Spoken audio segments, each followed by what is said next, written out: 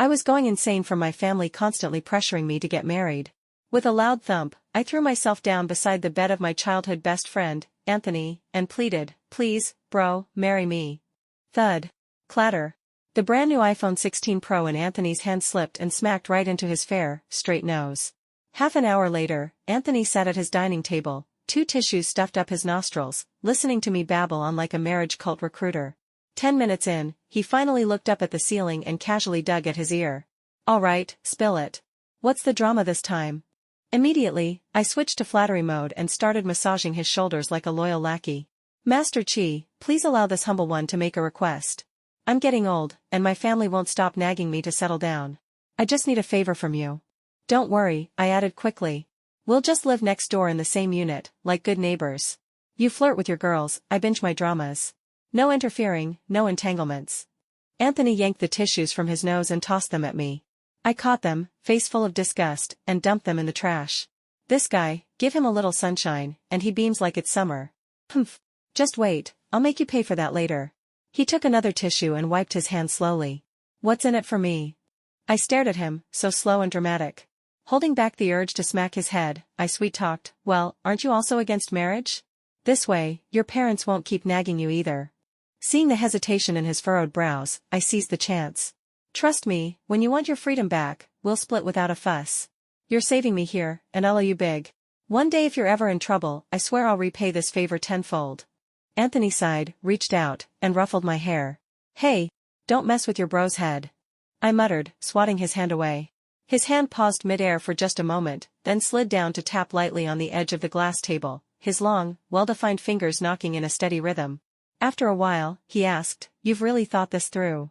I looked down without replying, then gave a firm nod. "I have." He reached out again to tousle my hair. His hand was cool, but it still carried a trace of warmth that settled into my chest. "Is it because you don't want to worry Uncle and Auntie?" In my mind flashed the image of my parents, always smiling in front of me, pretending everything was fine, while quietly worrying behind my back. "Well, not just that. Bro Anthony, you know me. I don't believe in marriage anymore, not after what happened. To me, getting married or not, it's the same. Marriage is just a system for two people to cohabitate, right? Love or no love, doesn't really matter.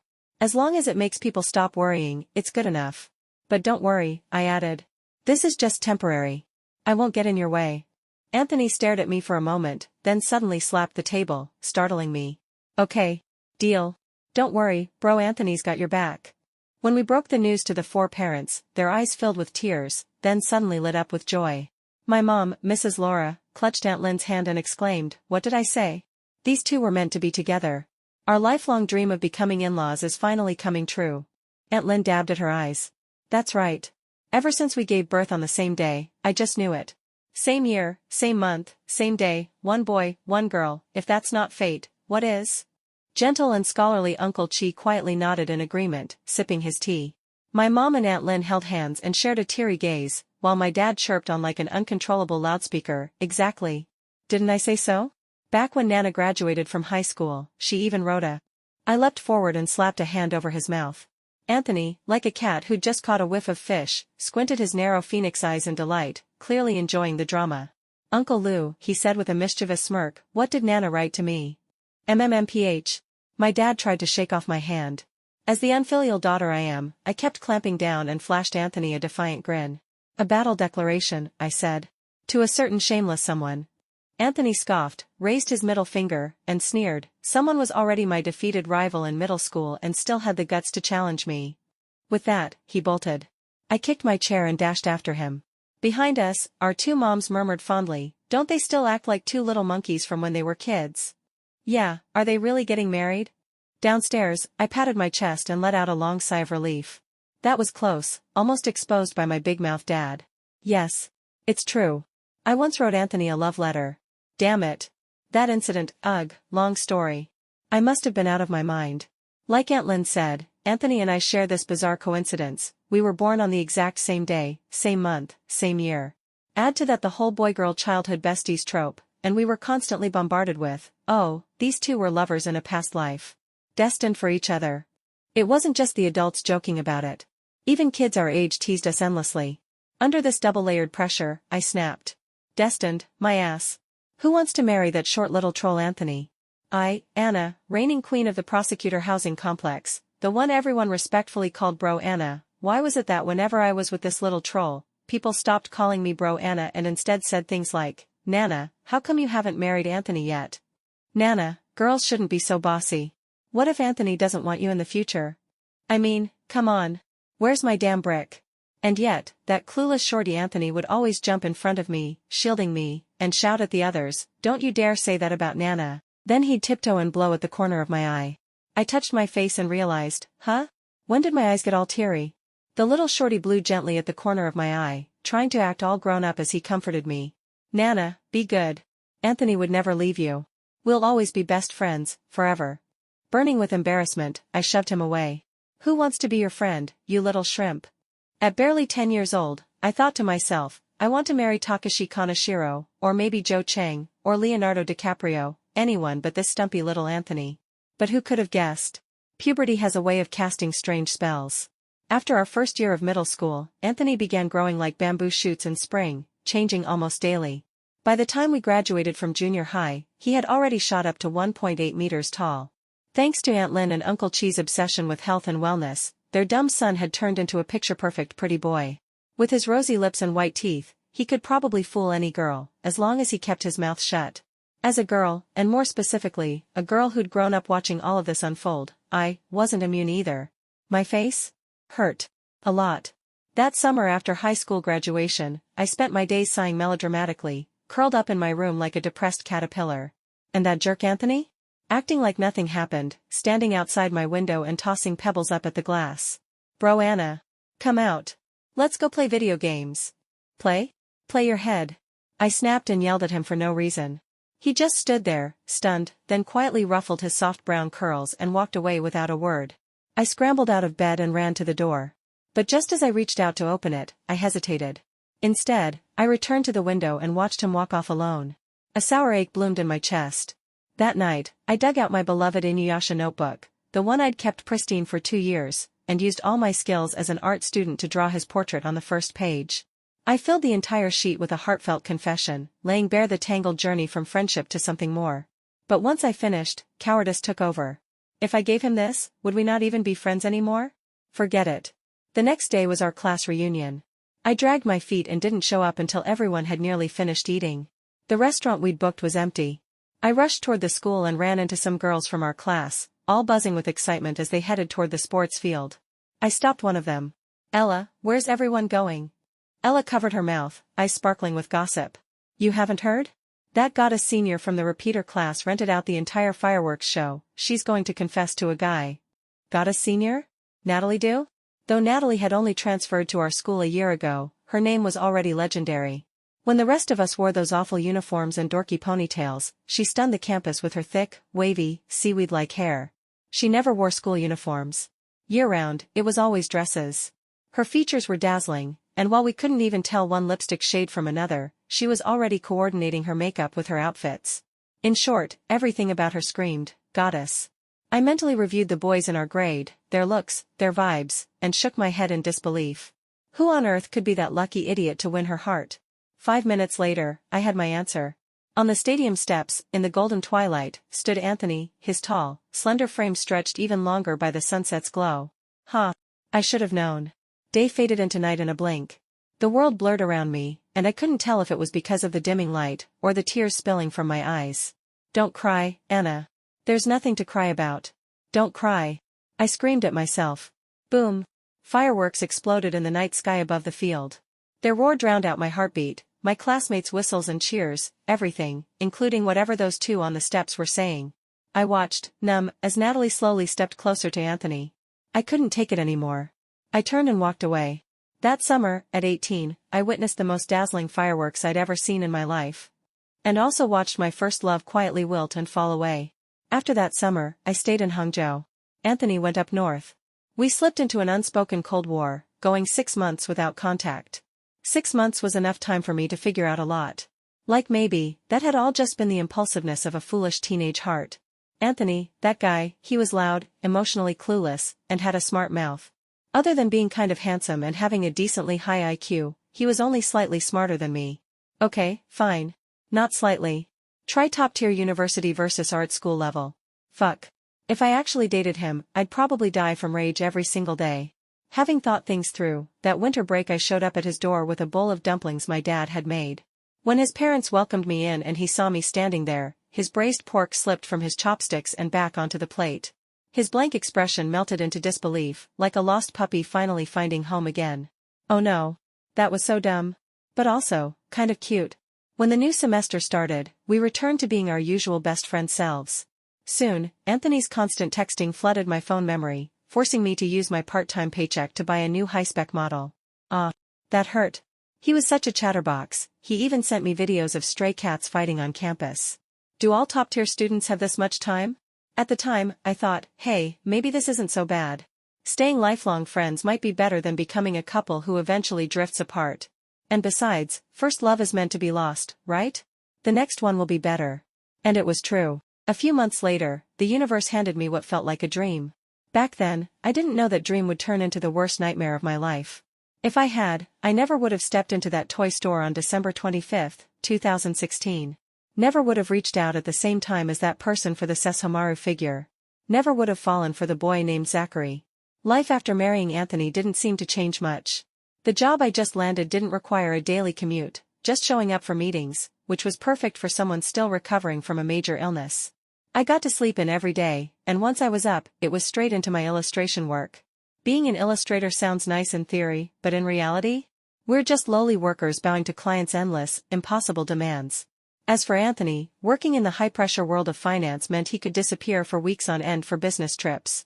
We had separate bedrooms and didn't interfere with each other's lives. In front of our families and elders, we acted like a married couple, but to the outside world, we remained single. As for the marriage certificate, well, we'd get to it eventually. I had to admit, Anthony was a surprisingly decent roommate. Despite being kind of a fool with a sharp tongue, he was incredibly capable with house chores. Especially cooking. He'd inherited all of Aunt Lynn's culinary talent, and frankly, he was much better than my dad, who liked to brag he trained at some top Hangzhou restaurant. There was just one problem, he was way too busy. Ugh, I was starving. I stumbled out of bed with my post-all-nighter bird's nest hair and knocked on Anthony's door. No answer. That's weird. I could have sworn I heard him dragging his suitcase in late last night. I knocked again. Still nothing. I twisted the doorknob. Unlocked. Oh no, what if he collapsed from exhaustion? I hurried in. Bro Anthony, are you okay, Ah. The first scream was mine. The second, just kept echoing. It came from a certain freshly showered man, standing there in nothing but a towel. Admit it, he smirked. You've been craving this body for ages, just waiting for a moment like this. I shoved Anthony's hand off my head. Please. You think you're something special? I've seen better, hotter, buffer guys than you. Wait, did I just hear someone grinding their molars? He wrapped his arm around my waist, leaned in, and whispered, who exactly have you been seeing? In that moment, I truly wanted to bash in Anthony's head and file for divorce. What's the real problem with marrying your childhood best friend? It's that he knows your every weakness. Every single one. Ever since I was little, I hated anyone touching the small of my back. It's my ultimate weak spot, one squeeze and I go limp like a kitten grabbed by the scruff. Even now, in this dire situation, I kept up my pride. Who I've seen? I snapped. Don't you already know all of them? His arms instantly dropped away. Silence. Then, that familiar cool hand gently touched the top of my head. This time, it was a soft, comforting stroke. His fingers trailed to my earlobe, rubbing it lightly. The touch was so gentle it barely registered, and yet it calmed something deep inside me. I relaxed. My breath evened out. Anthony sighed behind me. His clear voice floated through the air like a soft guitar chord. It's all in the past now, Nana. It's over. From now on, I'll be here with you. He continued gently stroking my hair, and I leaned into his embrace. Tears welled up and fell silently, soaking into his shirt. The next morning, I woke up in Anthony's bed. He had already left for work before 8, apparently another business trip was coming up. Life of a finance elite. Not easy. I sat up, only to be nearly flattened by the sheer weight of what was on top of me. I craned my neck to look. Oh wow. Anthony had tucked me in with not one, not two, but 3 layers of blankets. The top one was that brand new silk quilt our moms had brought over just days ago. The border collie printed on the cover had its ears perked up and its tongue sticking out. It looked exactly like Anthony. That silly little dog seemed to be reminding me of the heavy-handed love from my childhood bestie. Sure, I had cold hands and feet the moment autumn hit, but this was too much. It wasn't even winter yet in the south, it was only late November. Did Anthony think I was going to freeze myself to death? Just as I crawled out of the blanket cocoon, my phone rang. It was Chloe, a designer on my team, urging me to hurry to the office. Apparently, the director sent from the Shanghai headquarters had arrived early and called an all-hands meeting. I scrambled to get dressed and rushed over, panting by the time I arrived, still late. Everyone was already seated in the conference room, perfectly in place. A tall, unfamiliar man sat at the head of the table, back to the door, wearing a sharp suit. I glanced over with the corner of my eye. Not bad. Tall frame, broad shoulders, and the faint scent of cedarwood cologne lingering in the air. Seems like our new boss is quite the dashing man. Cough cough. Focus. This is no time to be admiring handsome men. I knocked lightly on the glass door, murmured an apology, and stepped in. The new director turned around. It was like a storm suddenly swept through my mind. My heart skipped a beat. His eyes widened in surprise, but just for a second. He quickly composed himself, face returning to its usual distant calm. Zachary.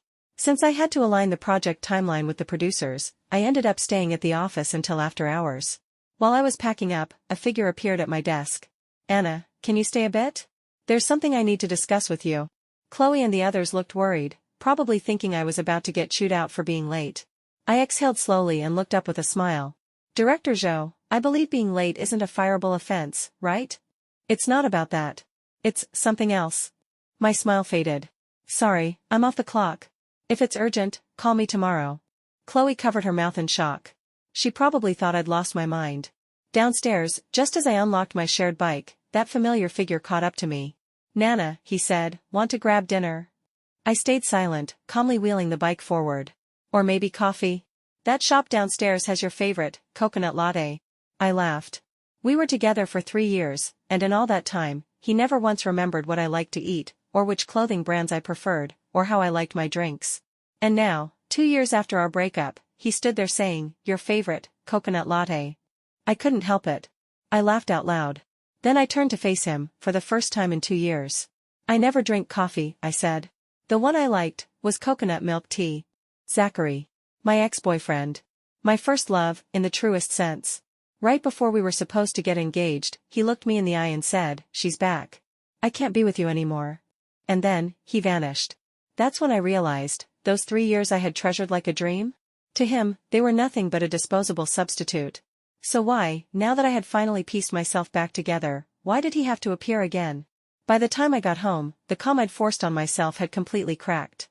My head was pounding, and my chest was tight, as if everything inside me was about to explode.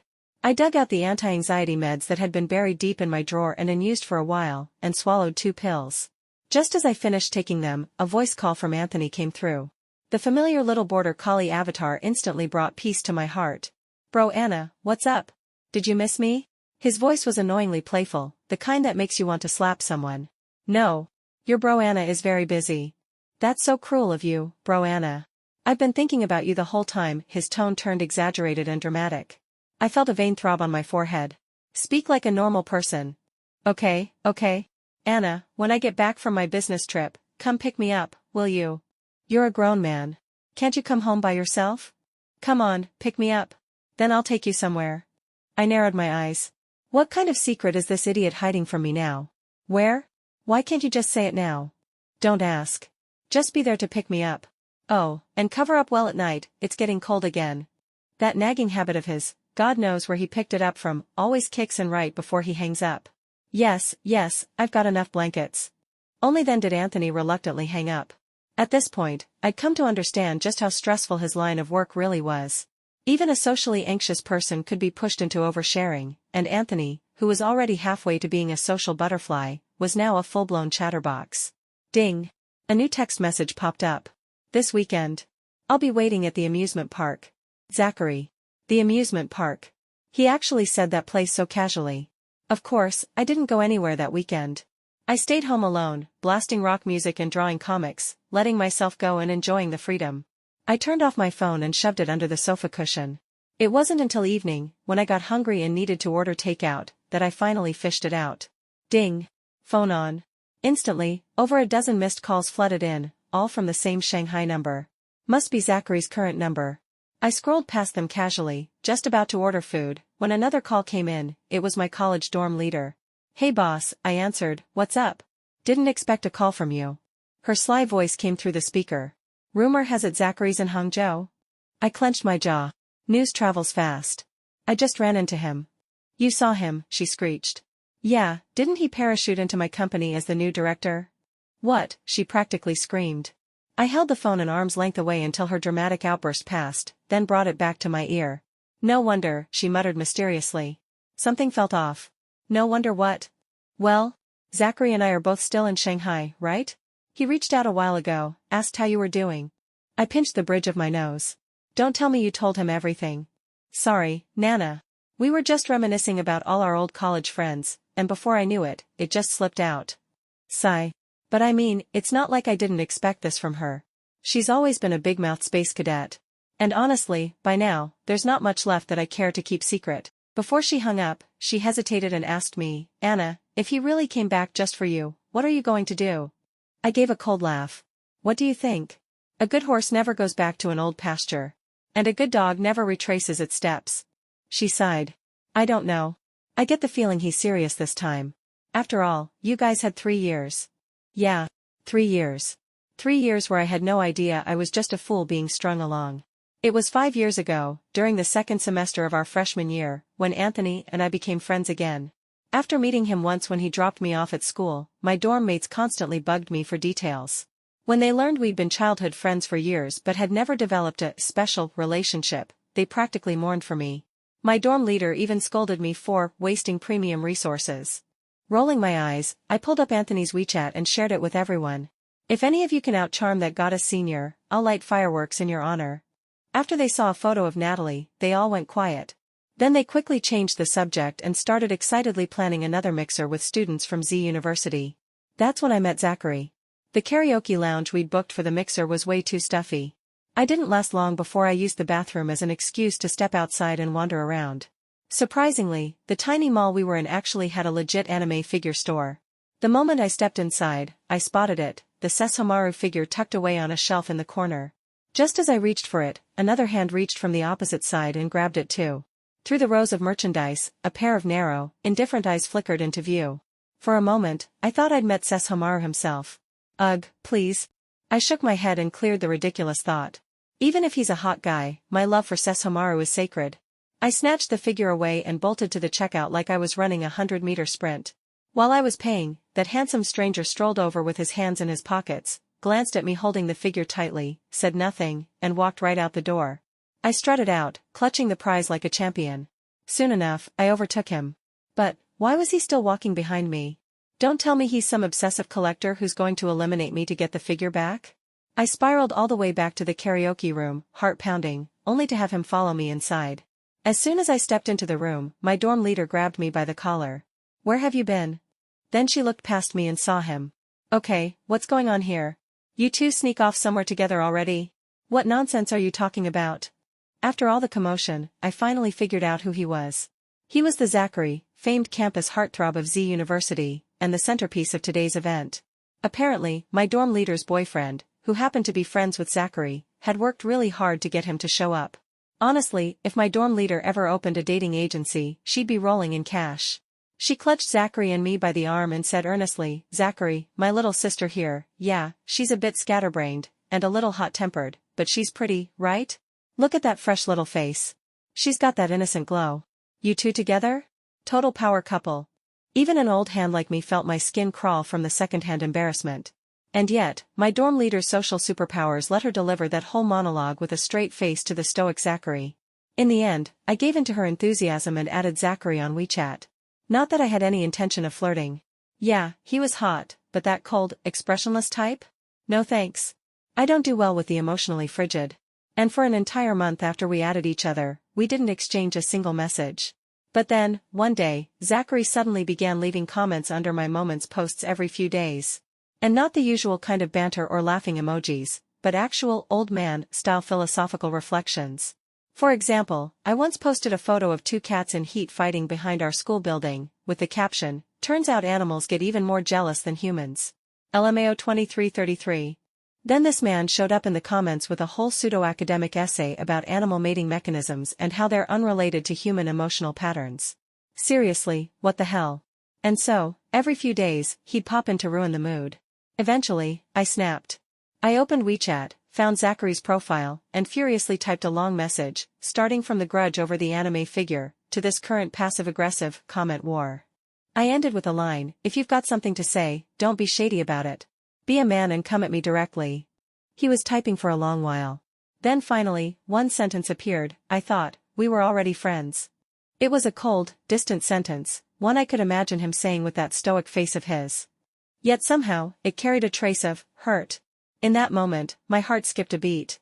Then he sent a follow-up. "So, we weren't communicating all this time?" Something inside me clicked. Our relationship escalated far faster than I'd expected.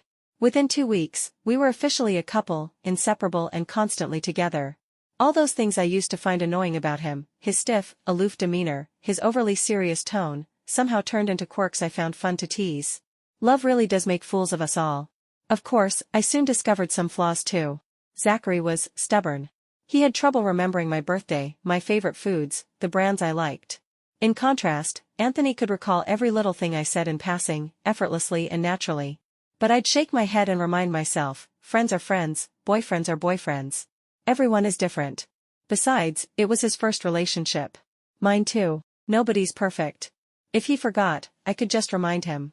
At least he understood straightforward communication. That was what I told myself back then.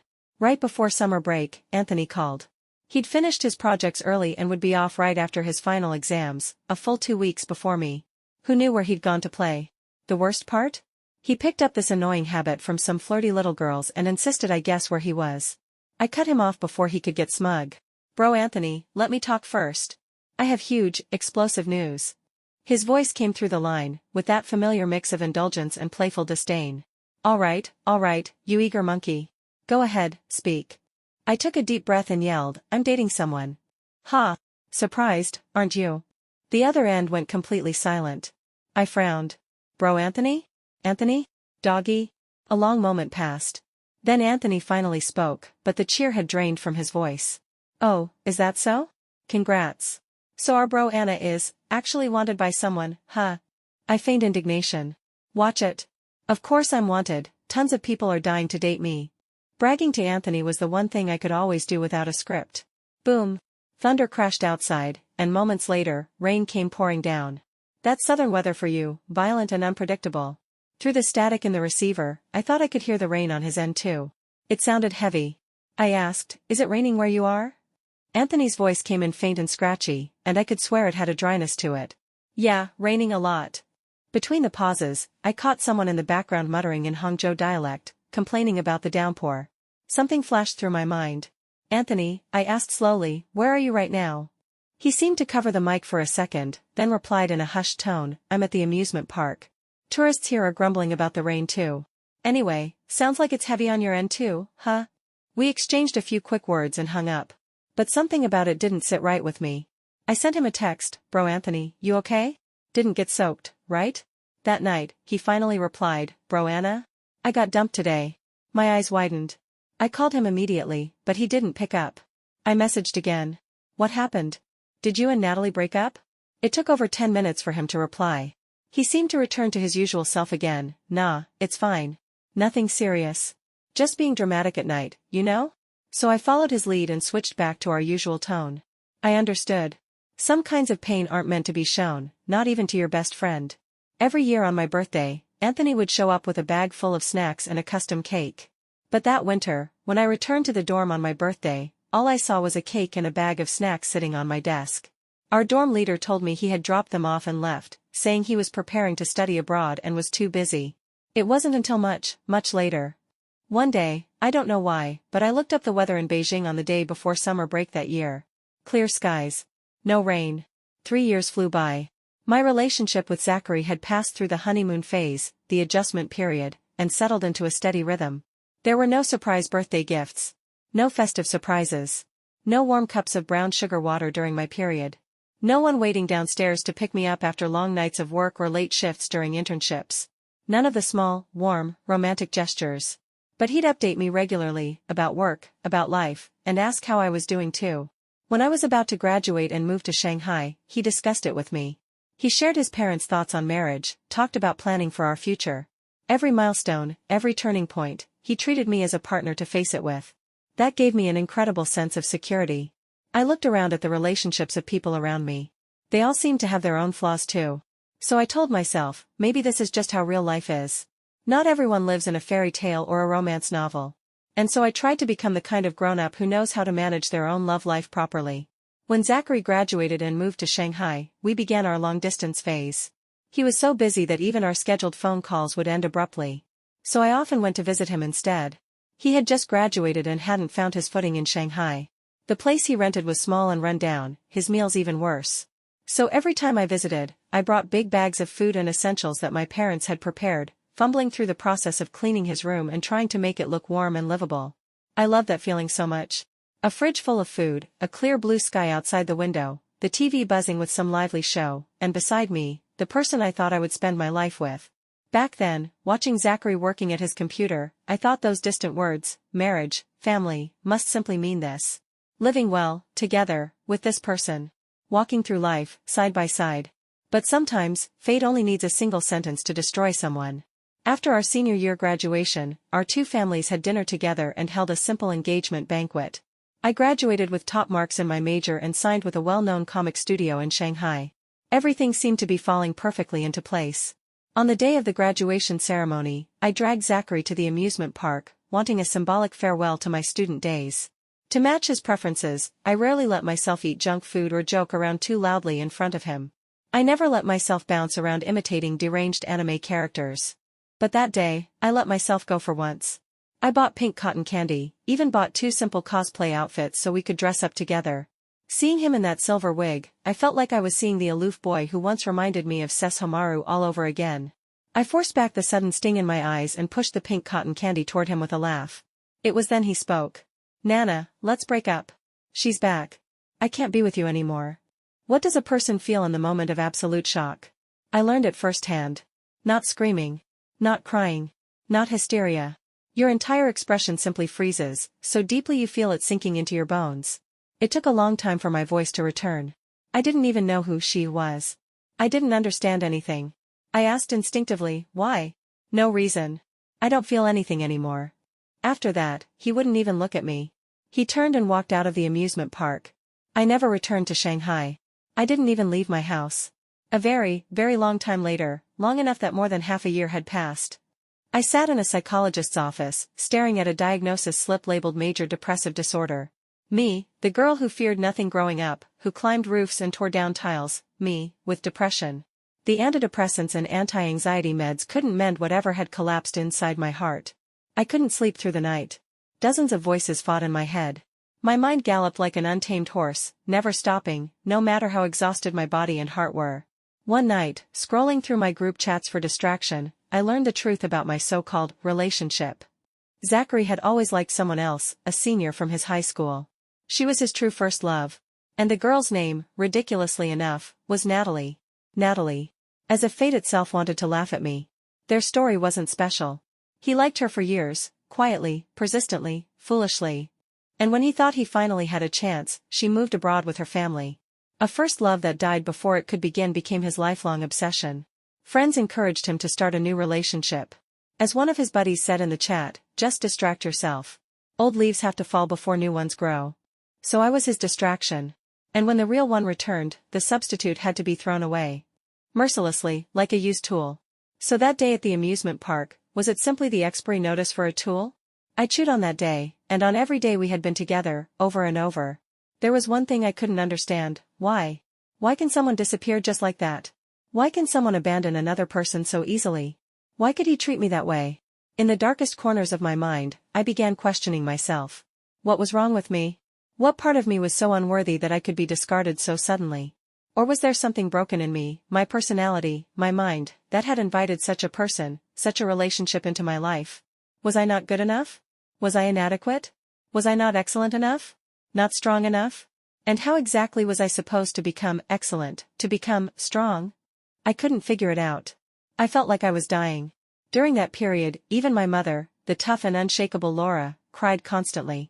My father, the family's eternal peacekeeper, couldn't lift the suffocating gloom in our home. I was like someone drowning in the deep sea. My parents stood on the shore, calling out, hurting for me, but unable to enter the world where I was trapped. I felt so guilty. But I no longer had the strength to comfort them. When Anthony returned, I was buried in my blanket, curled into the deepest corner of my bed like a mushroom that had never seen sunlight. After a full year of hiding, my bedroom door finally opened from the outside. In that moment, I felt sunlight for the first time. Anthony walked gently to my bedside and laid his hand on my head. It was the first time I had ever seen him smile like that. A smile filled with the gentleness of the whole world. His warm hand brushed my hair again and again. It's okay, Nana, he whispered. I'll be here with you. Always. That afternoon, Anthony sat beside me, his voice soft and steady as he talked about our childhood, our carefree days, telling me what a wonderful, lovable girl Nana was. You did nothing wrong. Don't doubt yourself. It will all pass. Everything will pass. In the warmth of his voice and his presence, I felt my tightly wound nerves loosen, for the first time in a year. For the first time, I fell into a deep, peaceful sleep without medication. In a hazy dream, I seemed to return to my childhood. Little Anthony standing on tiptoe, wiping my tears with his tiny hands, comforting me in his soft, milky voice, Nana, don't cry. Anthony's here. Anthony will always stay with Nana. Forever and ever. It wasn't until much later that I learned. The reason Anthony was able to return to China that year was because he crammed a 2-year curriculum into just one. And when he came back, he declined an offer from a top investment bank in Shanghai, choosing instead to return to Hangzhou. Why? I didn't hear the reason until much, much later, from one of his college seniors. She told me, Anthony said there's a girl he cares about. He's missed his chance too many times. He can't afford to lose her again. After I stood Zachary up at the amusement park, he disappeared for a while. Thank God. But just when I thought he'd finally given up, another unexpected visitor showed up. That day, Anthony was returning from a business trip. It was a Friday. I had calculated the timing carefully and rushed out of the office right at 6:30 after a meeting. Fridays are the worst for getting a cab. I was standing on the side of the road, frustrated, when a beautiful woman suddenly approached me and said, "So this is what Zachary's into now." I was stunned. Who even was this woman? When I didn't respond, she let out a cold laugh. Those once elegant almond-shaped eyes lifted at the corners, now sharpened with bitterness. What, cat got your tongue? If you have the guts to do it, have the guts to admit it, little sister. Just then, a voice rang out. Natalie. What are you doing here? Zachary. The moment I heard that name, I looked up. So this was her? The woman who haunted me like a nightmare for 2 whole years. Zachary's first love. Natalie. Her expression twisted even more when she saw him. What, I can't be here, she snapped. If I hadn't come, how would I know my fiancé found himself such a lovely little mistress? Zachary yanked her hand off my arm. What are you saying? This is Anna, she's... Natalie's expression shifted instantly. She crossed her arms and sneered, oh? So it's just an old flame rekindled, huh? What's it like, after all these years? Sparks still flying? Zachary flinched, like she'd slapped him. He muttered, Natalie, when did you become like this? You weren't like this before. I'd watched this drama unfold long enough. I finally let out a cold scoff. Sorry to interrupt your lovely couple's spat. I'll just leave you two to your romance. Have fun, I'm off. These 2 idiots weren't worth my time. If I missed Anthony's arrival, he'd throw a fit. You're not going anywhere. Natalie yanked on my bag. Zachary, cluelessly fanning the flames, added, Nana, I've already broken up with her. She means nothing to me now. Let's go sit somewhere and talk, just the 2 of us. I was furious. I jerked hard, the strap snapped, but I managed to break free from Natalie's grip. Zachary fumbled and grabbed my arm, not daring to use force, but I still couldn't shake him off. Just then, a familiar voice roared behind me. Asshole. Let go of my wife. Anthony? Wait. What did he just call me? In the next instant, a shoulder bag flew straight into Zachary's face. Wham! Square on. Then I saw a tall, lean figure vault over the railing and land smoothly. Without hesitation, he delivered a flying kick, right to Zachary's chest. Oh, did I forget to mention? Anthony was once the city youth champion in Taekwondo. Black belt, 4th Dan. I was about to refute his wife remark out of reflex, then it hit me. Was this his plan to get me out of this mess? Genius. Bro Anthony, you're the real MVP. I immediately jumped into character and clung to him. Honey. They were bullying me. Zachary clutched his chest, stunned. Nana, you're married? His gaze shifted toward Anthony, recognition dawning. He seemed to remember him. His eyes dimmed. He asked quietly, when did you two get together? I rolled my eyes, about to say, none of your business, but Anthony pulled me close and said flatly, right after you ditched her like garbage. Got a problem with that? Natalie had been watching silently until now. She finally spoke up with a sarcastic sneer, Zachary, looks like your so-called innocent little ex-girlfriend wasn't so innocent after all. The implication hit like a slap, twisting the narrative completely. My rage flared. The fire I hadn't released 3 years ago boiled up inside me. But just like always, when I was furious and cornered, I couldn't find the words fast enough. Just as I was gritting my teeth, ready to say something, Anthony stepped in with a sharp smile. And you are? Natalie scoffed, I'm the fiancé of your innocent little mistress's ex-boyfriend. Anthony beamed. Oh? So you're the official fiancé, huh? Natalie lifted her chin proudly. Exactly. Anthony's eyes turned cold. Then let me ask, how come your so-called official fiancé was in a 3-year relationship with someone else, got engaged, then broke it off with a single sentence, no explanation, just vanished?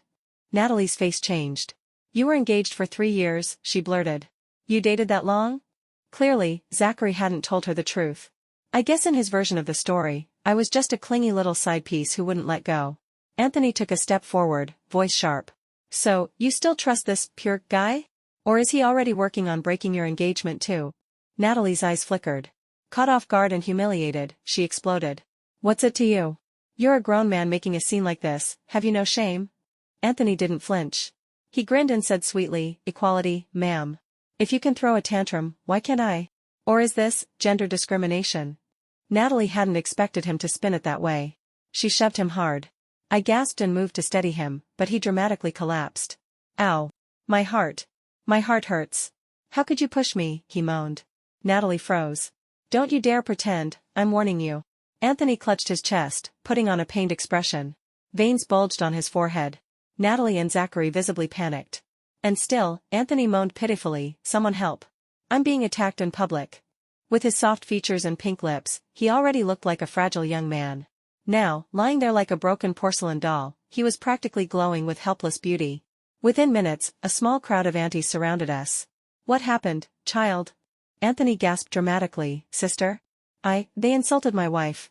I argued back, and they pushed me. I have a heart condition. It hurts. It hurts so bad. Middle-aged women were born ready for battle, and now that this adorable boy was calling them sister, they went full justice mode, hands on hips. What is going on here? You two look all proper and successful, and yet you're bullying this poor couple in broad daylight. I was shaking with laughter. Anthony tugged on my sleeve, whispering weakly, wife, don't cry. Please don't cry. Got the cue. I squeezed out 2 tears and looked up with a trembling voice. Sister, what should we do? We really didn't do anything. How could they treat us like this?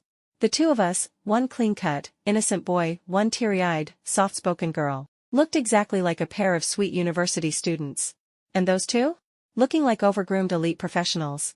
They might as well have had evil boss written across their foreheads. The aunties' fury climbed higher and higher as they swarmed Zachary and Natalie, fingers nearly poking holes in their designer suits. Anthony was helped up by me and one of the aunties, and we escorted him to the corner of the street. We bowed in thanks, and the kind-hearted auntie waved us off with a sigh. What a sweet young man, such a pity he's not in the best of health. Anthony's eyes widened in disbelief. I couldn't hold it in any longer. I burst into laughter. Ha ha ha ha ha. The auntie gave him a pat of encouragement. Take care of your health, dear. Eat well, exercise more, and protect your sweet little wife. Anthony immediately perked up, back to full strength. Yes, ma'am.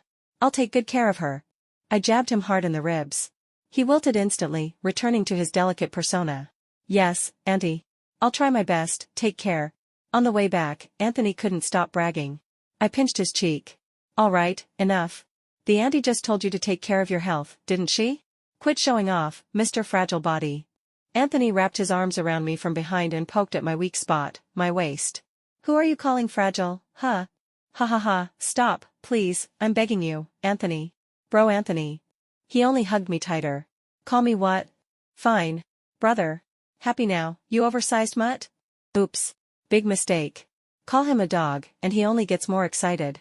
He started nibbling on my ear. I elbowed him, but he clung to me like an octopus and whispered, breath warm against my ear, you should call me, husband. Thump. My fist landed on his head. Anthony covered his head in mock pain. Why'd you hit me? What if I lose brain cells? I stared at him, expressionless. Good. You're already smart enough. Getting a little dumber won't hurt. Still not satisfied, I raised my fist near his jaw. Let me warn you, cut it with the jokes. He mumbled something like, "It's not a joke," under his breath, but I didn't catch it. Because all my attention was focused on how red my cheeks were getting. When I finally turned away, I let out a quiet breath. While he was messing around and hugging me, I'd caught the faint scent of lemon from his shirt. It lingered in my nose. My ears were burning. My face was burning. And my knees? Just about ready to give out. This wasn't normal. Something was definitely off. Who the hell blushes over their best bro? Anthony jogged up behind me, handing me my bag. I reached for it, but he didn't let go. Annoyed, I looked up, only to see him staring fixedly at the side pocket, where I kept my bottle of Deanxit. My antidepressant meds. Ones I hadn't touched in a long time. Just as he opened his mouth to say something, I cut him off with a smile. It's okay, bro Anthony. I know my limits. Didn't the doctor say there could be relapses? I'll take it slow. Anthony stepped forward and pulled me into a hug. His cool palm gently stroked my head, just like that afternoon 2 years ago when he came back for me. If anything happens, he said softly, you have to tell me. Okay? I nodded hard. Promise me, Nana. Whatever it is, don't carry it all by yourself. You have to tell me. His arms tightened, like he was afraid to lose something. And for one fleeting moment, I thought I felt him tremble. Anthony, who was always loud and sunny, so carefree and cheerful, had he ever been scared, too? After a while, he was still holding me. I couldn't take it anymore. Was this guy trying to take advantage of me or what? I shoved the clingy octopus off me. Hey, I didn't even come pick you up and you still found me. Wow, Anthony, not bad. Don't you think you're ignoring the fact that I stood you up? Even after I pushed him off, he kept leaning against me, trying to rest his head on my shoulder. Of course I found you. What, you think we're the kind of dumb couple from romance novels who break up over a misunderstanding? We were born on the exact same day, same year, same month. Our minds are linked. I shoved his head away harder. Then what's this place you said you wanted to take me to, huh? He stood up straight right away. Looked down sheepishly. His left foot started dragging lines in the dust, back and forth. Oh boy. I knew that move too well. He's been doing it since we were kids, whenever he lied or got embarrassed. Sure enough, his voice went all sticky and evasive. Well, it's not the right time yet. I'll take you when it is. Forget it. I didn't push him. Let the kid keep his little secret. As we passed the shopping plaza near my apartment, a flower vendor waved us down. She beamed and held up a bouquet of purple bellflowers. Hello, would you like to buy some flowers? As a low-key social anxiety sufferer, I've always feared two things, random phone calls, and pushy salespeople. I mumbled, no thank you, and was ready to scurry away. But she turned to Anthony and smiled even sweeter. It's Qixi Festival today, you know. You're not going to buy your girlfriend a bouquet. Oh. Why did I suddenly have a bad feeling? Sure enough, when I turned around, there was Anthony, standing behind me, grinning from ear to ear, arms full of 5 or 6 bouquets. The flower girl threw me a wink and ran off before I could chase her for money. I covered my face. Anthony, you idiot. Don't you realize you just got scammed? But it's Qixi, he said, grinning. So? Every other girl has flowers today. Nana should have some too. For some reason, my heart skipped a beat. The sky darkened. The mall next door started playing a sappy viral song on loop, Our Love. 2 stars squinting in the sky. Or maybe, destiny pulling us together. Meant to be. With that syrupy love song playing in the background, Anthony held out the bouquet with both hands, his head buried in the middle of the purple bellflowers. He beamed at me and shouted, Nana. Happy Qixi. The song I didn't even like suddenly sounded sweet. My throat tightened, my eyes felt warm. I mumbled back, hum. Anthony raised his voice again, still shining with that boyish sincerity. From now on, every Qixi, Anthony will bring Nana flowers. How about it? The kind of voice that didn't care about how others looked at him. That reckless, unfiltered, teenage-like voice. Uniquely his. And somehow, I got swept up in it too. My whole body flushed with heat. For the first time in my life, I didn't care who might hear me as I shouted back, okay. After that day, something subtly shifted between me and Anthony. One of those shifts, he started clinging to me more and more. He had tons of overtime, and he was not a morning person. Yet recently, when I got up to warm milk in the kitchen, he somehow managed to stumble in with his eyes still closed and cling to me from behind like an octopus. Ask him why? He'd say, hungry. Need breakfast. Or, sleepwalking. Don't remember. Yeah, right. Who'd believe that? Oh, and lately, he kept forgetting to bring pajamas into the bathroom when he showered. Every time, he'd shout for me to bring them to him.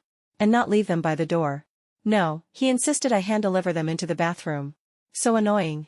When I opened the door, I'd see him standing there, looking like he'd just stepped out of a magazine shoot, with perfect hair and that smug, fake thankful smile.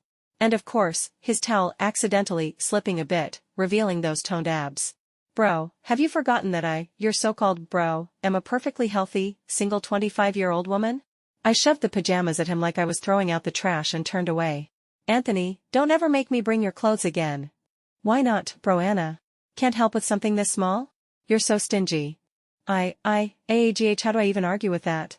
I clenched my fists, turned back, and threatened him with my eyes closed. Keep this up, and one day I will sleep with you. No response? I peeked with one eye. Only to find Anthony leaning in way too close. One hand pressed against the wall next to my face, his signature sly fox eyes gleaming with mischief. Bro Anna, he whispered, what exactly are you going to do to me? Snap back, Nana. Check WeChat. Chloe reminded me, I had a client meeting. Right. I scrambled to open WeChat and pulled up the design drafts I needed to present. Sigh. That was the 5th time today I'd spaced out. Ever since that bathroom incident, Anthony's face kept flashing in my mind at random moments. I'd never seen him like that before. It was like he'd become a different person. A little unfamiliar. A little sexy. Teenage boy kind of sexy. The kind that leaves you breathless. Nope. Something's definitely off. By the time the client meeting ended, it was almost closing time. I stretched my neck, ready to grab my bag and sneak out fast. But the office was already empty. Except for one person. Zachary. Sitting at my desk. I asked them to leave early, he said. Nana, we need to talk. I didn't say a word. I just quietly packed my things, pretending he wasn't there. But his hand suddenly gripped my wrist. Let go, I said. My voice was cold, but the anger behind it was hard to miss. Zachary flinched, loosening his grip just a bit. But he still stood in front of me, blocking my way out. Seeing no escape, I tossed my bag onto the desk, crossed my arms, and stared him down. Fine. Talk. Nana, I really regret it. In the 5 years I'd known Zachary, this was the first time I'd seen such firm conviction in his eyes. How ironic. I didn't waste words. I just said too late. Pain clouded his expression. I was immature back then, he murmured. I'm sorry I hurt you when I ended things like that. At the time, I'd been separated from Natalie for 3 years. Before you, she was the only one I ever liked. Maybe, it's always the ones you can't have that seem the best. When she came back and contacted me first, I lost my mind. Some part of me kept saying, if you marry someone else like this, you'll regret it forever. So you went running back to your sacred first love, and swept me, your convenient placeholder, out of your life without a second thought. Zachary choked on my words. He tried to interrupt, voice tinged with guilt. Nana. Then more softly, almost pleading, can't you give me a chance to make up for my mistake? I finally realized, the person who could really be by my side till the end is you. Click. The office door opened. The clack of heels grew louder. Natalie. I gave her a sharp smile. Perfect. The whole circus is here. Might as well wrap this up all at once. Before she could open her mouth, I greeted her first. Miss Du, welcome. Have a seat. Natalie seemed startled by my calmness. Then, right on cue, she scoffed and took the chair. Zachary muttered to her, I thought we agreed to talk later. Why are you here? Natalie shot back, just came to see how you're getting cozy with your beloved ex. What? I'm the one who got dumped, don't I have a right to know? I cut them off without apology. Here's the deal. Mr. Zhou, Miss Du, rather than dragging this out with multiple awkward conversations, I'd rather clear everything up right now, once and for all. After this, whatever you two do is your business, not mine. I turned to Zachary. He sat up straighter. Hope flashed in his eyes. I smiled sweetly. Then said the coldest words I could. Zachary, don't you think you're just an overgrown man-child? He looked like I'd slapped him. But I wasn't done. To make sure he understood, I continued calmly, word by word, you see, everyone around you is just a tool in your eyes. You only love yourself. You couldn't have Miss Du, so you needed an outlet, someone to fill the emotional void. So you chose me. But once she came back, you dropped me like trash and ran after your fantasy. Zachary jumped to his feet. Nana. I was serious about you. Sure. I made a soothing motion with my hands. Don't worry. Let me finish. You're selfish, Zachary. And you don't even know it. Your friends told you to start a new relationship, so you tried. You went through all the right motions, treated me well, dated me seriously. But love doesn't work like that. It's not something you get just by following the rules.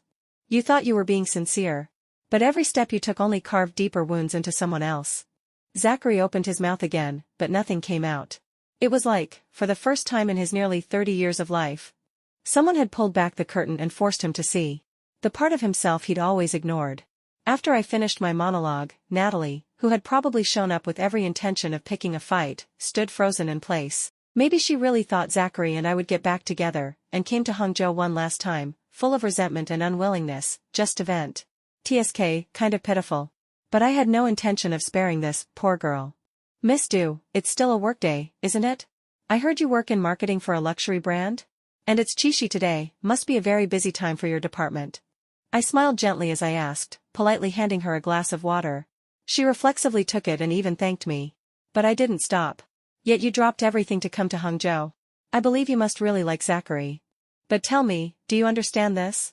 The white moonlight will eventually become sticky rice. And the red mole on his chest? One day, it will become just a bloodstain from a mosquito bite.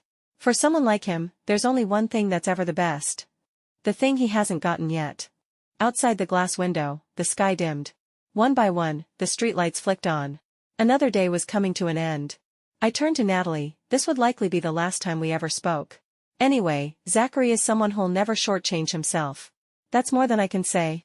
But if you still want to keep getting tangled up with him, then based on my own experience. Getting dumped right after getting engaged, with no explanation, no apology, and then sinking into 2 years of depression. I truly advise you, think twice. Later, Chloe and the others told me that Zachary had specifically asked them to leave the office that afternoon, interrupting all the prep work for a major client.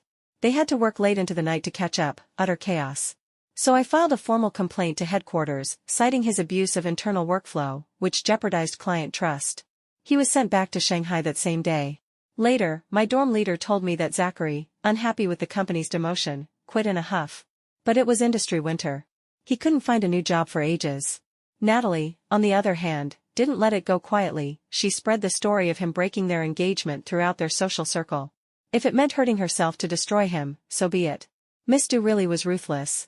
Looking at all the screenshots of gossip from my group chats, I suddenly realized. Letting out your anger and frustration really isn't that hard. Growing claws to protect yourself. That is something everyone deserves the right to do. That's what 2 years of depression had taught me. It's also the belief that Anthony, the brave and endlessly optimistic one who always stood by my side, who helped chase away the darkness, had instilled in me. And now, I'd finally thrown my own beautiful punch. At exactly 6 p.m. Anthony's message arrived on time. Are you off work? What do you feel like eating tonight? I smiled involuntarily. Even during a busy shift, this guy still didn't forget to message me. I replied playfully, weren't you supposed to work late? I guess I'll go have a big fancy dinner alone then. He sent back 3 pouty kitten stickers, followed by, no matter how busy, I'll eat dinner with Nana. Work can wait. After dinner, I'll go back to being a little brick moving laborer. Note, still not bald. Anthony can keep going. I simply typed 2 words, wait for me. Then I flew out the door. With a heart racing far faster than usual. Because I had finally figured something out. Something really, really important. Maybe. Back when I jokingly asked Anthony to marry me, there had already been a flicker of something in me, something I wasn't even aware of. Maybe. That unsent love letter at 18 had made me afraid. It had sealed off the exit to my feelings, and I hadn't dared to cross that line ever since. Maybe. The one I loved so openly in my youth, was never someone who'd changed at all. We were born on the same day, in the same year, same month. From the very moment I arrived in this world 25 years ago, he's been beside me. He was the one who pulled me out of that drowning, suffocating sea. The one who brought me back into this bright and beautiful world. Through the storm, through the sunlight, he was always there. He's walked me through season after season. And now I know, with absolute certainty. I don't want a future that doesn't have him in it. Hey, you. That boy named Anthony. There's something I've been meaning to say to you, in person. I called Anthony twice. But it went straight to voicemail. On my screen was the message he'd sent half an hour ago. Nana, give me 1 more hour. No rush, take your time. Whenever Anthony made dinner plans with me, he usually wrapped up work in advance. Could it have been an emergency?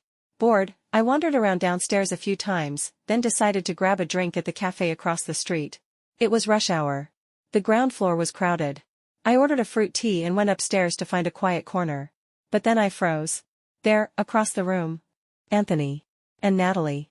In a flash, my mind was dragged back to that night at 18.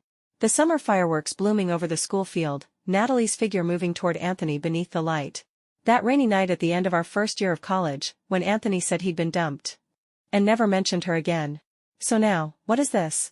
An old flame reunited after all these years? My mind spun with scenarios, every possibility rushing in. Just then, Natalie looked up. Casually, almost carelessly. And her gaze brushed past me. Instinctively, I turned and ran. Even I didn't know why I was hiding. After all these years, Natalie was still radiant. No longer just a beautiful girl, she had the allure of a woman who'd mastered her world. Every gesture, every glance. She commanded attention without trying. She was the center of any room, effortlessly. The wall I had painstakingly rebuilt over 2 long years of healing wavered in the face of someone like her. Someone like that. That kind of unforgettable first love. How could I ever compete? 15 minutes after I left the cafe, Anthony's call came through. I picked up. His voice poured out, anxious, worried. Nana? Nana, where are you? Why didn't you reply? Are you okay? I unlocked my phone and saw he'd sent over a dozen WeChat messages. I forced a laugh. Tried to sound normal, teasing. Twisting the edge of my paper cup between trembling fingers, I said, I'm fine, bro Anthony. Why so panicked? Haha. I figured you were stuck at work, so I didn't call again. Have you eaten? On the other end, Anthony's voice grew quiet. Nana, did something happen? Of course not, bro Anthony. Didn't I just tell you? I just faced off with a total jerk earlier, I'm still on fire, haha, I couldn't go on. My voice cracked. Anthony's tone shifted. Calm. Unshakable. Nana, what's the name of the building or store closest to you right now? Before I could dodge the question, he added, firm and certain, don't lie. Tell me. Now. I glanced around. Then answered obediently, Pineview Plaza. Good. Nana, stay right where you are. Don't move. I'll be there in 10 minutes. 10 minutes later, a Porsche screeched to a stop by the curb. Anthony jumped out of the passenger side and ran straight toward me. Seeing him rush over like that, so breathless, so urgent. Our eyes met, and for a moment, neither of us knew what to say. Finally, we spoke at the same time. You. I stopped fiddling with the edge of my paper cup, took a deep breath, and said, you go first. Anthony looked straight into my eyes, inhaled deeply, and asked, Nana, did you see something just now? I instinctively wanted to avoid the question. But then I noticed his fists clenched tightly at his sides, trembling slightly. And in that moment, I didn't want to retreat to my usual comfort zone anymore. So I met his gaze and answered truthfully, yes. I saw you. I saw you and Natalie. Together. Anthony swallowed. His voice softened as he asked again, then, why did you run? There was a faint tremble in his tone, like he was afraid of what the answer might be. I looked down. 1,000 tangled emotions surged in my chest, but I didn't know how to put any of them into words. His gaze stayed locked on mine, warm and clear, like sunlight breaking through the chill of early morning. I closed my eyes. And for once, I chose to leap. I saw you with Natalie, and it hurt. After I said it, I didn't dare open my eyes again. What would Anthony do? Would he be surprised? Would he feel awkward? After all, we were supposed to be just friends. I was the one breaking our unspoken contract first. Soft footsteps approached. One step. Anthony's voice moved closer, then why did it hurt, Nana? I kept my eyes shut tight. Because I don't want you getting back together with her. He paused. Maybe a little surprised. But then he kept walking toward me. 2 steps. That familiar lemony scent lingered between us. Nana, why don't you want to see me and her back together? My eyelashes trembled against my cheeks. Because. 3 steps. I could feel his warmth now. His breath brushed my forehead. He pulled me into his arms. Tears broke free from behind my closed eyes. And finally, I said the words that had been stuck in my chest for so long, because, you're mine. The embrace around me tightened instantly, as if Anthony wanted to pull me right into his bones. I felt a sudden warmth against my shoulder. And then his voice, low and trembling against my ear, yeah, I'm yours. And you're mine. Nana. I love you. As I stood there, weeping in Anthony's arms, a lazy voice called out, hey. You two want to maybe, take this somewhere else? I looked up through blurry tears and saw a strikingly beautiful figure leaning casually against the driver's side of the Porsche. Natalie. 10 minutes later, the 3 of us were back in the same cafe corner, seated awkwardly together. Natalie sipped her drink through a straw, mischief dancing in her eyes as she glanced at me, then at Anthony. Back when I was 18, I hadn't known how to deal with Natalie. Now, under her fully charged gaze, I had even less of a clue. Pretending to be thirsty, I took a big gulp of my fruit tea. That's when Natalie spoke. Well, Anthony? Pretty effective little test, huh? Pfft. My straw fell back into my cup. I looked at her, then at Anthony, full of suspicion. Anthony slung an arm around my shoulder, trying to cover my ears. Senior, what are you talking about? Stop saying stuff. I peeled his hand off me. What test? What are you two talking about? Natalie grinned, fox-like. A test to see how you'd react when you saw me and your Anthony together. I turned to glare at Anthony. He waved his arms helplessly like a flustered puppy, clearly trying to shut Natalie up. It didn't work. Natalie doubled over with laughter, wiping away tears before finally straightening up and saying seriously, okay, I'll stop teasing you too. This whole thing, it was my idea. Had nothing to do with Anthony. Let's rewind to an hour earlier. Natalie, in town for a work event, decided on a whim to grab coffee with her dear little junior. There, she learned he had feelings for someone, but couldn't win her heart. His original words, sometimes I feel like she's really close. Other times, like she's out of reach. I know I'm important to her. But I don't know if I'm that kind of important. Oh right, also, the girl he liked? Had mental health struggles. So wild pickup artist strategies were out. Natalie, ever the graceful tactician, offered a different kind of suggestion. She smiled, dabbed at her red lipstick with a napkin, and said slowly, I remember, the year we graduated high school, didn't I make a huge, scene-stealing confession to you? The junior across from her looked stunned. Natalie rolled her eyes. Top 2 honors student, and that's the level of processing power? Patiently, she broke it down. Look, if my confession was that dramatic, there's no way she hasn't heard about it. So in her eyes, we've definitely had something between us, right? The junior frowned at the word something. Natalie quickly corrected herself. Okay, connection. Now, she continued, what if she saw us years later, acting all close again? If she has even a shred of romantic feelings for you, what do you think she'd do? Naturally, he said no. Flat out refused. Because, what if it hurt her? What if, by chance, she did have feelings for him, and this made it worse? Natalie rolled her eyes again. This guy and his mother hen protectiveness. But as they were mid-debate, Natalie happened to glance toward the cafe entrance. And saw me walking in. So, that's the whole story. Natalie gave me a bright smile. See? Misunderstanding cleared. And bonus, he finally said that thing he's been holding in for 6 years. 6 years? Wait, what did she just say? I suddenly looked up at Anthony. He looked like a kid whose secret had just been exposed, quietly covering his face. Natalie let out a dramatic sigh. Oops. Did I accidentally spill another secret? My mind was spinning. But, didn't you two date for a whole year? Now even Natalie looked like she was about to crack. Says who? My exes were either rich heirs or minor celebrities. Date this dumb overachiever? Please. I stammered, still confused. But, after you confessed to him back then, I turned to Anthony, and right before the summer break of our freshman year, you told me you were heartbroken. Anthony cupped my cheeks in his cool palms, his eyes soft with laughter. Seems like you and I still have a few misunderstandings to clear up. Natalie took the hint like a pro, stood up, and winked at me before leaving. Little Nana, just so you know, back then, I was totally busy flirting with a director on a beauty show set. A spark lit up in my brain.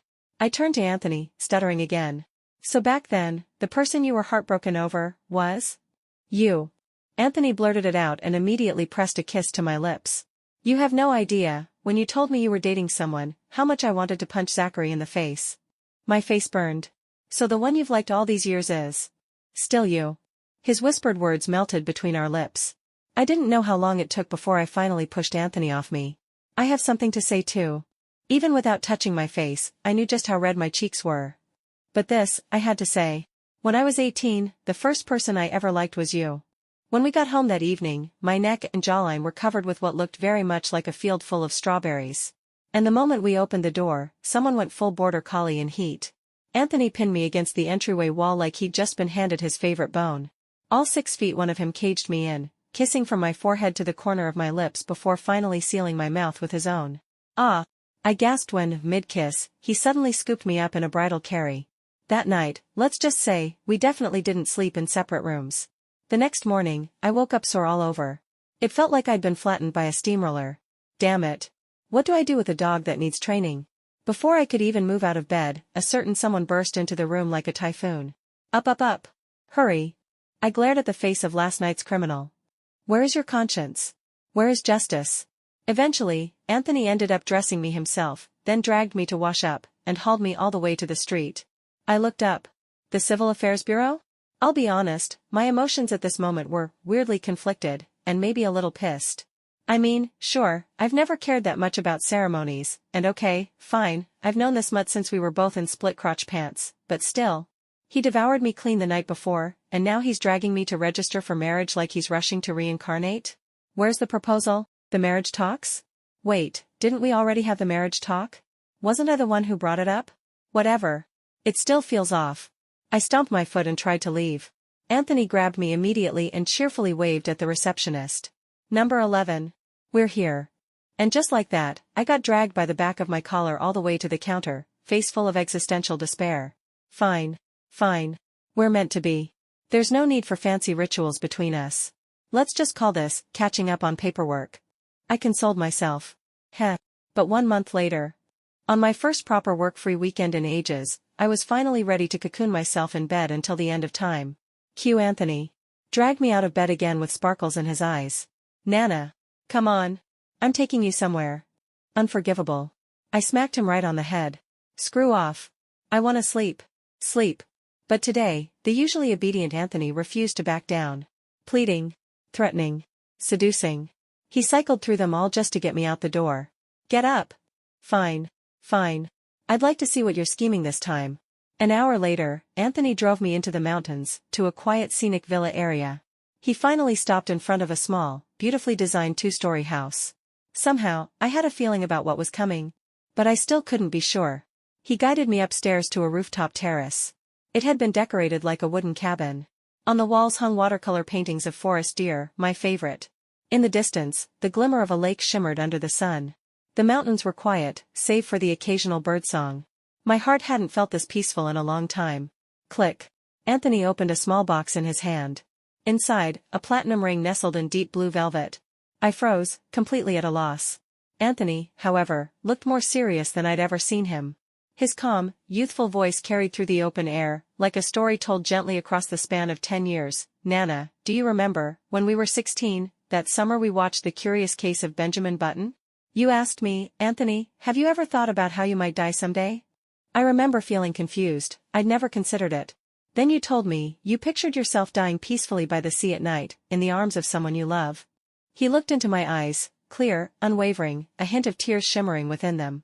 I still can't take you to live by the ocean yet. So I bought you a place where you can at least see the water. Nana. I still haven't thought about dying. Because I believe we'll be alive, together, for many, many more years to come. A single tear slipped from his cheek and hit the ground. Then Anthony knelt down on one knee. Nana, will you marry me? And I'm sure. At that moment, my tears fell harder than his ever could. The sun was about to dip into the lake. Anthony and I sat quietly on the bench beneath the veranda, a ring now resting on the fourth finger of my right hand as we stared out at the distant view in silence. Suddenly, a thought struck me. I turned and asked, so, all that overtime you were doing before, was it actually for this house? And that place you kept saying you'd take me to but never did, it was here? Anthony immediately looked down, his left foot awkwardly tracing back and forth over the floor. There it was, his classic shy boy move. Yeah, he admitted. It wasn't ready yet back then. I gave him a long, serious look. So you saved up for the down payment, but never told me. I'm the guy. I should be the one to plan for everything, right, he mumbled. Registering the marriage before buying the house, then making sure the property was considered post-marital. And even covering the entire down payment himself. This mutt really planned everything out. I tugged on his ear. So what? You don't think I can help? Ow, ow, Nana. That hurts. Anthony yelped, swatting at my hand. I just thought, you only started working not long ago. Better to let you save for yourself first. Clearly, it was time I gave him a crash course on the many hidden income streams of an artist. But, I looked up at the little 2-story house in front of me. Forget it. From now on, it's all frugality and paying off loans. At the end of the month, our two families had their regular gathering. This time, it was hosted at my parents' place. My mom, Laura, and Anthony's mom, Aunt Lynn, sat side by side, each wearing reading glasses, scrutinizing the 2 little red marriage certificates in their hands. My dad and Uncle Chi hovered in the back, occasionally chiming in. Laura pursed her lips and spoke first. You two kept dodging us whenever we asked to see your marriage certificate. Now you're finally willing to show us, huh? Aunt Lynn tugged at my mom's sleeve. Something's off. Look at the date on this. Oh crap. Anthony and I each lunged forward from opposite sides and yanked the certificates back out of their hands. Mom. You saw them, right? That's enough. Let us hang on to those, I stammered as I stuffed the booklets into my bag. Anthony quickly mirrored me, stuffing his copy away while grinning. Yeah, Mom, by the way, what's for dinner? I'm starving. Ha ha ha. Both moms narrowed their eyes at us in suspicion. But in the end, our cries of hunger won them over, and they headed to the kitchen. Phew. Crisis averted. Still, I wasn't taking any chances. As soon as all the parents were in the kitchen, I grabbed my bag and made a dash to my old bedroom. Just as I finished hiding the marriage certificates and turned to leave, a shaft of golden light pierced through the window as the sun shifted. It bathed the floor in warmth. And I was suddenly reminded of that afternoon 2 years ago. The day Anthony burst into my room, dusty and travel-worn, stepping through a beam of light just like this one, pulling me from the cold depths of my despair back into this beautiful world. I opened the window. It was early autumn now, and the evening air carried a faint, chilly scent. A little sharp, but surprisingly pleasant. I leaned against the windowsill, and for a fleeting moment, I could almost see Anthony at 18, standing there in his school uniform. The boy who had smiled so brightly for so many days of my life, now straddling a bike, waving at me with that same sunshine grin. And then, a voice called from outside my room. It was the 25-year-old Anthony. Nana. Dinner's ready. I called out a cheerful, coming, in reply. Then I waved goodbye to the 18-year-old Anthony in my mind, turned around, and ran toward the man waiting for me beyond the door. Toward the present. Toward the future. Toward everything good that was yet to come.